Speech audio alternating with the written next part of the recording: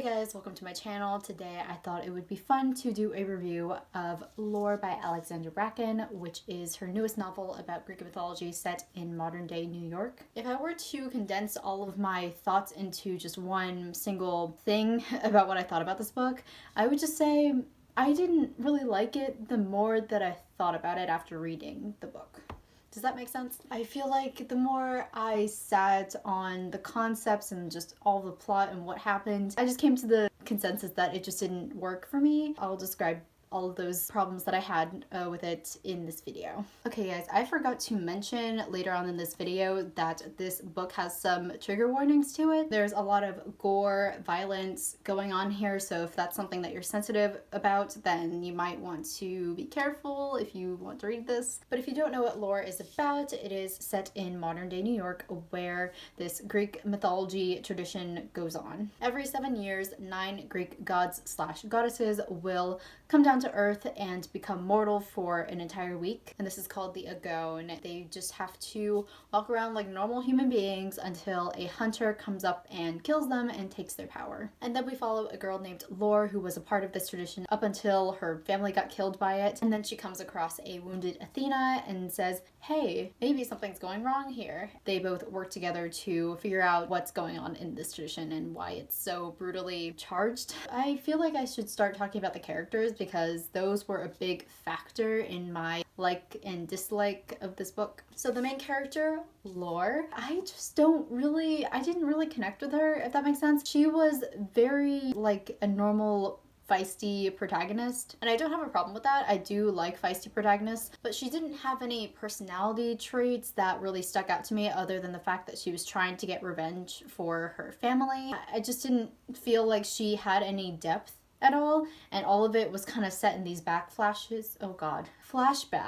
There are some flashbacks that occur in some parts of this book. They're kind of out of place in my opinion. They kind of just draw you out of the story, and for me they weren't engaging at all. Like, I didn't get any information that I didn't already know. But back to the characters, because I cannot stay on one single tangent. I'm so sorry. Lore wasn't really my kind of female protagonist. I think she was just okay. She does remind me of another one of Alexandra Bracken's characters, and that's Ruby from The Darkest Minds. She kind of reminds me of her. They're kind of similar. And then next I want to talk about the love interest, Castor. He was also just meh.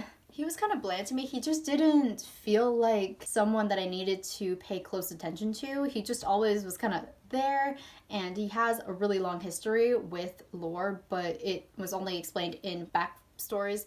I was about to say backflashes again. I am not okay. There was some backstory setting up their relationship, and I thought that was okay, but it didn't show enough of them. I just didn't see the chemistry between Lore and Castor at all. I wasn't rooting for them at all either. They just didn't seem like they would work together if they were an actual couple, because when this is set, Lore hasn't seen Castor in quite a while, so I don't know how they got that immediate chemistry. But in all honesty, I did prefer Castor over Lore. I just feel like he could have been the main character.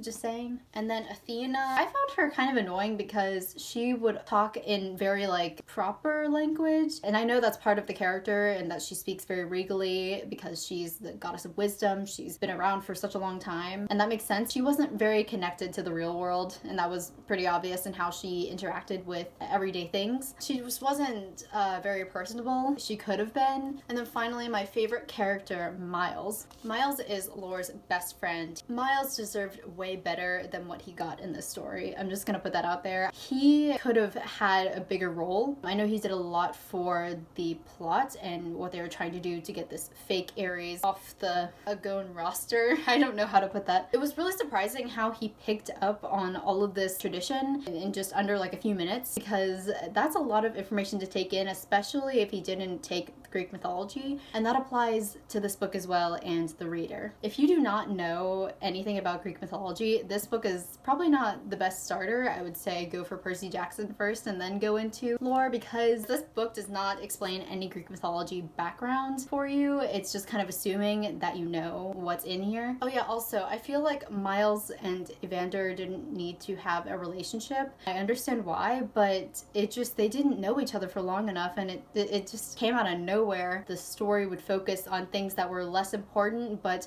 then these kind of big things happened, like these relationships that formed in the middle of the story. No light was shed on them, and I really wanted to see more of that. I know that this plot is very big for a standalone and a lot of stuff is happening, but at the same time it felt like nothing was happening too. I was kind of detached from the story. Alright, now we'll get into the plot, and this is the part that I do like. The plot twists were really good in this book. I think that was the part that kept me going. There were some unsolved mysteries still lingering in the air. They were cleared up by the end of the story. I'm really glad that they happened, and they genuinely like made me gasp because I wasn't expecting it, and that's something that I really enjoy, but I wish that there were more like hints dropped instead of going into different details that might not have served a purpose. The other thing that I liked were Lore's quotes. They really stood out to me. Some of them were just powerful, and I really liked to see that coming from the main character, and they were amazing. Now let's get into the spoiler section because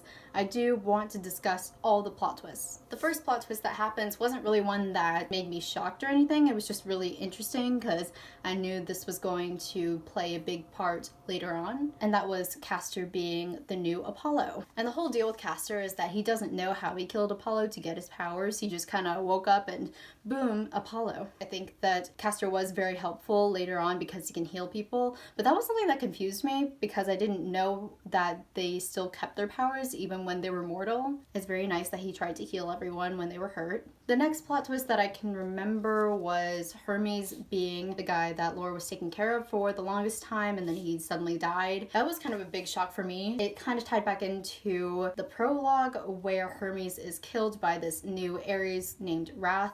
Next, I wanted to talk about the big plot twist. That is Athena being the bad one after all. She ended up being like the villain. That was pretty interesting about Alexander Bracken went about that, because all of a sudden Athena is like stabbing Lore and being like, bye, and it was really it made me scared for Lore for once. I was like, okay, Castor's gonna come save her, and he did. But the one part of Athena's betrayal that I just didn't care for was that stereotypical speech that Lore gave about, you are better than this, you can do anything, you can just be a good person, just don't kill everyone. And Athena's like, no, what are you talking about? I don't like that speech in any kind of art form. It just doesn't sit well with me. I don't think you can reason with these kinds of people because they're horrible people, they're horrible beings. They're gonna hate you more because you're trying to change them. That's just something that kind of irks me anyways. It doesn't really have to apply to just this. And if my memory is serving me correctly, I do think that Athena kind of turned to the good side, but like only for a minute before she died. And then Lore becomes the new Athena. That's something I didn't expect for some reason. I thought I was gonna have like something tragic happen in the end. But yeah, for a standalone, I think it was fine. I just wish there was some elements that were a little bit more enhanced and I would have seen more details that mattered in the story. But that's my general opinion of Lore. But I can understand why people would really like this book because it's got really interesting character tropes and also a lot of battle, and it's pretty violent. And I think that if you really like Greek mythology, then this book is for you. If you want to read something about Greek mythology taking place in the real world, kind of like Percy Jackson, and you want a little bit of Hunger Games mixed in it, that's how it was blurbed,